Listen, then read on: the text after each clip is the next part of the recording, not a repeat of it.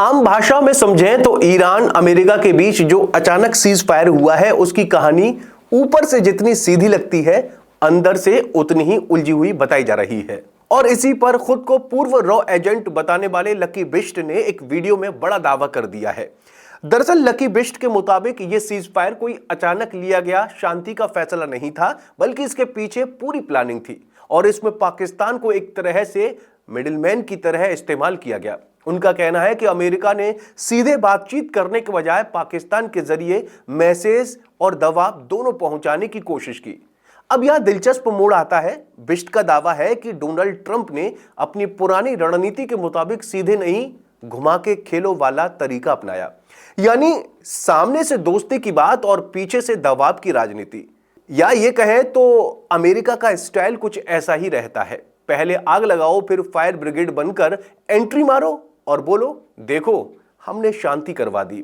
बिश्त के अनुसार पाकिस्तान यहां एक मैसेंजर बॉय की तरह काम कर रहा था, ना तो वो पूरी तरह इस खेल का मालिक था, ना ही पूरी तरह बाहर, बस बीच में रहकर दोनों तरफ की बातें पहुंचा रहा था। यानी ये कह सकते हैं कि पाकिस्तान यहां एक कबूतर के जो है काम कर रहा था। जिस तरीके से पिछले जमाने में कबूतर आशिकी के लिए दो आशिक मिलवाने के लिए इस्तेमाल होता था, ऐसे ही पाकिस्तान का खेल यहां था। यानी खुद को बड़ा खिलाड़ी दिखाने की कोशिश, लेकिन असल में दूसरों के स्क्रिप्ट पर एक्टिंग।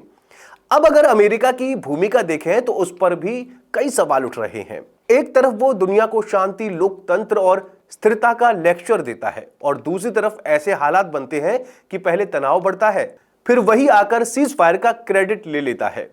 ये थोड़ा वैसे है जैसे कोई पहले लड़ाई करवाए और फिर बीच बचाव करके हीरो बन जाए।